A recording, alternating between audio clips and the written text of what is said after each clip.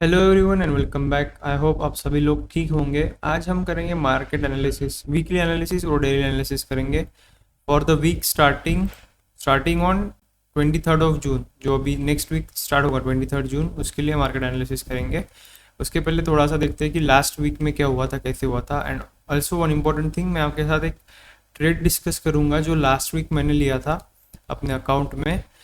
एक बहुत ही बढ़िया ट्रेड था, उसमें कैसे रिस्क टू रिवॉर्ड रहा था एंड कैसा टारगेट लिया। ठीक है, एकदम स्मूथ ट्रेड था, वो डिस्कस करेंगे बाद में। ठीक है, उसके पहले देखते हैं अपन डेली टाइम फ्रेम पे। आप देखते हो तो दिख रहा है कि फ्राइडे के दिन, लास्ट वीक के लास्ट ट्रेडिंग सेशन में फ्राइडे के दिन 20th of जून, ठीक है, 20 जून को एक अच्छी स्ट्रॉन्ग बुलिश कैंडल बनी है निफ्टी में। बैंक निफ्टी में भी चेक करोगे तो एक अच्छी स्ट्रॉन्ग बुलिश कैंडल बनी है। सेंसेक्स में भी चेक करोगे तो ऑलमोस्ट सभी इंडेक्स में आप देख पा रहे होंगे कि एक अच्छी स्ट्रॉन्ग कैंडल बनी है। एंड इंडिया विक्स जो है वो भी एक अच्छा खासा कूल डाउन हुआ है या फिर क्रैश हो गया। इसके पीछे का रीज़न क्या है? ईरान और इसराइल के बीच का जो वॉर चल रहा है, करेक्ट, वो वॉर में जो है ऐसे लग रहा है कि वॉर अभी ज़्यादा एक्सकेलेट नहीं होगा और situation will be under control, ऐसा लग रहा है। इसके कारण क्या हुआ, मार्केट में एक पॉजिटिव न्यूज़, अच्छी बात है वो स्टॉक मार्केट के लिए। तो उसके लिए, वो रीज़न के लिए मार्केट ने जो है पॉजिटिवली रिएक्ट किया फ्राइडे को। अब फ्राइडे को आप एक, इसके पहले आपको वीकली टाइम फ्रेम पे देखना चाहिए। ठीक है, वीकली टाइम फ्रेम पे काफ़ी एक अच्छा इंपॉर्टेंट ऑब्जर्वेशन है, आपको बताता हूँ, ध्यान से सुनना। ठीक है, आप देखोगे कि मई के सेकंड वीक से अपन कंटिन्यूसली निफ्टी जो है ना, ये एक रेंज के अंदर फंस चुका है। अगर ये रेंज कैलकुलेट करेंगे 24,430 से लेके 25,100 तक, ठीक है, ऑलमोस्ट 500 से लेके 500-600 पॉइंट्स की रेंज में अपन मूव कर रहे हैं continuously. 1 2 3 4 5 6 for 6 weeks, continuously 6 weeks upon 500 to 600 के रेंज में मूव कर रहे हैं। ठीक है, तो एक अच्छा कंसोलिडेशन पीरियड इसको अपन बोलेंगे कि मार्केट ऊपर गया नीचे गया, ऊपर गया नीचे गया, एंड अभी हॉवर कर रहा है हायर लेवल्स पे। अगर suppose for example next trading week अगर मार्केट 25,200 को अच्छे से एक पॉजिटिव कैंडल से डेली टाइम फ्रेम पे कैंडल पे या फिर बोलो 1 आवर टाइम फ्रेम पे कैंडल पे ब्रेकआउट देता है एंड सस्टेन करता है, तो वी कैन एक्सपेक्ट कि मार्केट विल गो टू 26,000। ठीक है, क्योंकि काफ़ी दिनों से मार्केट ने एक साइडवेज रेंज में फंस चुका है। एंड जब भी एक ऐसा रेंज बाउंड मार्केट रहता है और उसका जो ब्रेकआउट आता है, तो ब्रेकआउट एक अच्छा सस्टेनेबल मूव देने के लिए रेडी होता है। ठीक है, जितना ज़्यादा ये कंप्रेशन होता है, मतलब जितना ज़्यादा साइडवेज रहेगा मार्केट, उतना अच्छा मूव आने की प्रोबेबिलिटी रहती है। करेक्ट, तो ये आप निफ्टी में देख पा रहे होंगे। एंड इसके और एक रीज़न है कि अपना निफ्टी जो है अपने ऑल टाइम हाई के पास जा सकता है। क्यों? क्योंकि बैंक निफ्टी ने लास्ट वीक अपना ऑल टाइम हाई लगा दिया 57,000 के आसपास। एंड अभी जो है ऑलमोस्ट वो 308, सॉरी, 700 to 800 पॉइंट्स दूर है ऑल टाइम हाई के लिए। ठीक है, एंड नेक्स्ट वीक जो है सभी इंडेक्स की एक्सपायरी है। ठीक है, निफ्टी की भी एक्सपायरी होगी, फिर निफ्टी की भी एक्सपायरी होगी, एंड बैंक निफ्टी की भी एक्सपायरी होगी। ठीक है, सो अगर सपोज ये नेक्स्ट एक्सपायरी जो है एक अच्छा खासा मूव दिखा सकता है। ठीक है, थर्सडे के दिन, क्योंकि उस दिन निफ्टी, बैंक निफ्टी और फिर निफ्टी तीनों की एक्सपायरी होने वाली है। ओके, एंड आई होप आपने एक मेरा यूट्यूब शॉर्ट देखा होगा जिसमें अपन ने डिस्कस किया है कि सेबी ने जो है ना अभी एक्सपायरी जो है वो इंटरचेंज करने वाले। जैसे निफ्टी की एक्सपायरी थर्सडे को होती है करंटली, और सेंसेक्स की एक्सपायरी ट्यूसडे को होती है। ये 31 अगस्त तक ऐसे ही रहेगा, लेकिन 1 सितंबर से क्या होने वाला है, 1 सितंबर 2025 से, कि जो निफ्टी की एक्सपायरी है वो ट्यूसडे को हो जाएगी एंड सेंसेक्स की जो एक्सपायरी है वो थर्सडे को हो जाएगी। ठीक है, इंटरचेंज होने वाले। ओके, सो ये एक बस न्यूज़ थी। ठीक है, ये डेली टाइम फ्रेम पे भी आप देख रहे होगे कि एक अच्छा कैंडल बनाया। ठीक है, अभी मैं आपको डिस्कस करता हूँ वो ट्रेड फ्राइडे के दिन जो अपन ने ट्रेड लिया था, हमने जो ट्रेड लिया था वो देखो। ठीक है, ये एक ट्रेड है, आपको स्क्रीन पे दिख रहा होगा। ठीक है, अब यहाँ पे देखिए, आपको दिख रहा होगा ऑल ट्रेड्स फॉर 20 जून 2025 20 जून मतलब फ्राइडे के दिन कौन से ट्रेड लिए गए थे। ठीक है, आपको यहाँ पे ट्रेड समरी भी दिखेगा फॉर 20 जून। ठीक है, तो यहाँ पे देखो कि बस दो ट्रेड लिए गए थे। ठीक है, या फिर दो ऑर्डर्स पंच किए गए थे मार्केट में। ठीक है, एक ऑर्डर था कॉल ऑप्शन बाई किया था और वही दूसरा ऑर्डर कॉल ऑप्शन को स्क्वेयर ऑफ किया था या फिर प्रॉफिट बुक किया था, ऐसे बोल सकते हो। ठीक है, अब यहाँ पे देखो कुछ चार्जेस लगे 683, कुछ ब्रोकरेज लगा है। ओके, ये सब तो ठीक है, ये सब तो आप नॉर्मल भी ट्रेड करते हो किसी भी ब्रोकर में तो 20 रुपये एक ऑर्डर के लगते ही है।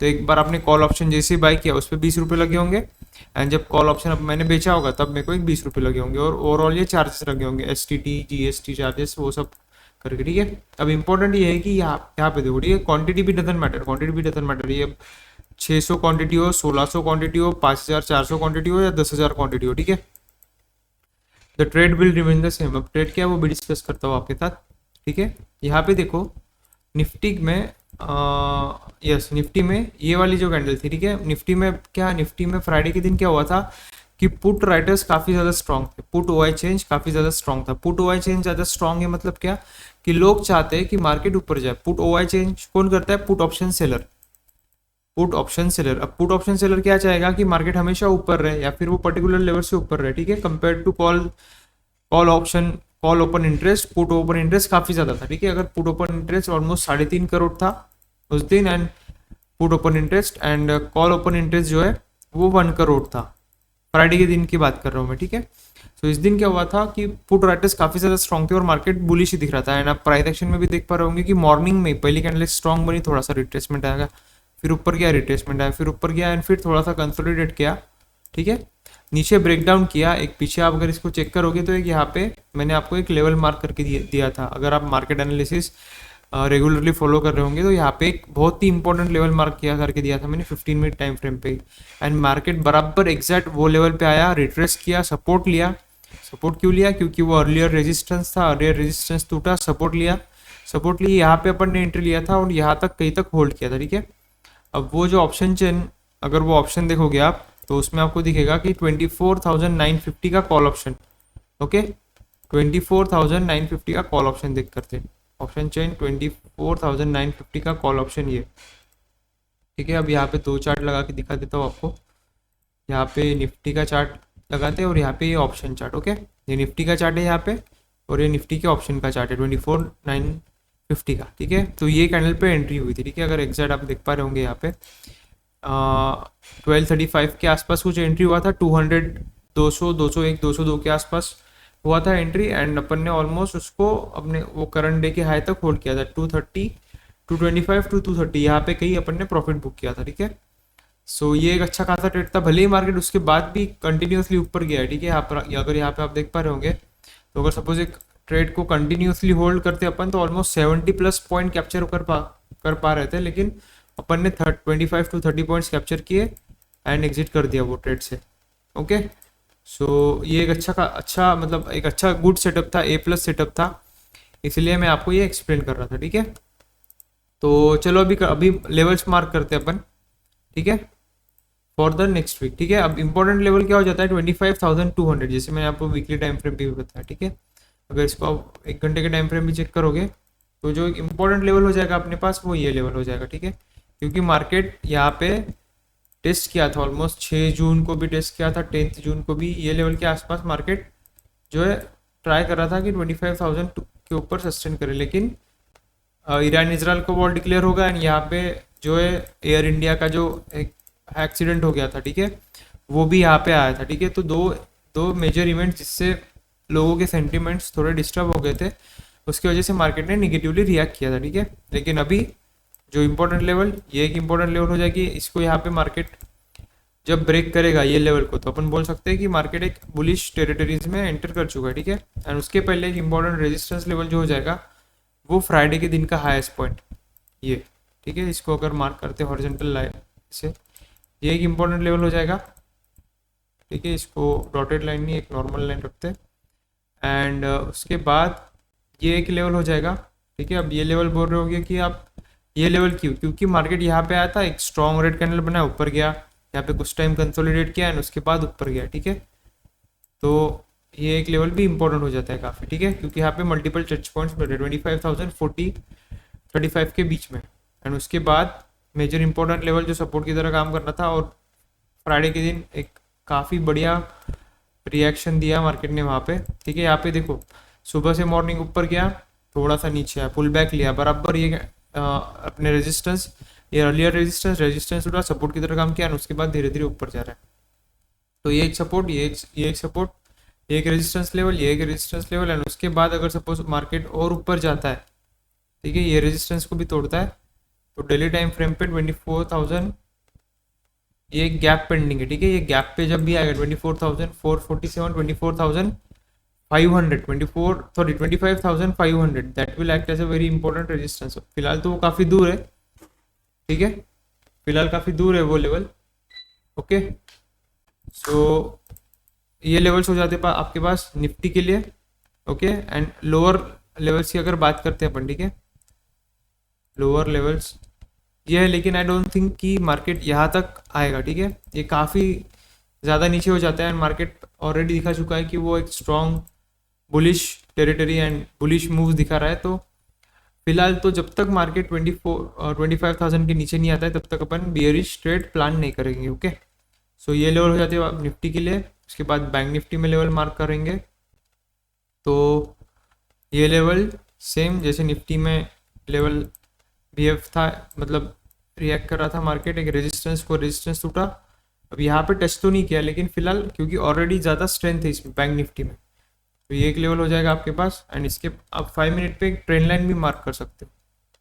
यहाँ पे अगर सपोज मैं एक ऐसी ट्रेंड लाइन मार्क करूँ, क्या हो रहा है, आप मार्केट ये लेवल को आ रहा है, ये ट्रेंड लाइन पे सपोर्ट ले रहा है, बाउंस कर जा रहा है, सपोर्ट ले रहा है, बाउंस कर जा रहा है, तो ये एक trend line we can say कि मार्केट ये ट्रेंड लाइन को भी एक रिस्पेक्ट कर रहा है, ठीक है। एंड हॉरिजॉन्टल लेवल जो हायर लेवल पे इंपॉर्टेंट है, जहाँ पे मार्केट रिएक्ट कर सकता है, वो ये लेवल हो जाएंगे।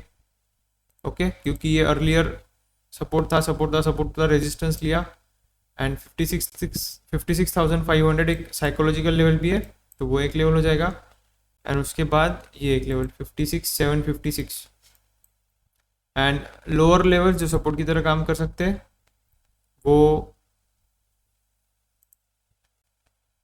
ये हो जाएगा, ठीक है, 55,500 के आसपास।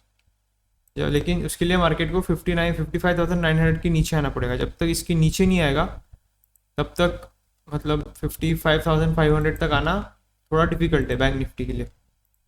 ओके, एंड बैंक निफ्टी की अभी एक्सपायरी भी है नेक्स्ट वीक, तो थोड़ा मतलब मूव एक्सपेक्टेड है कि अच्छे खासे मूव्स आ सकते हैं।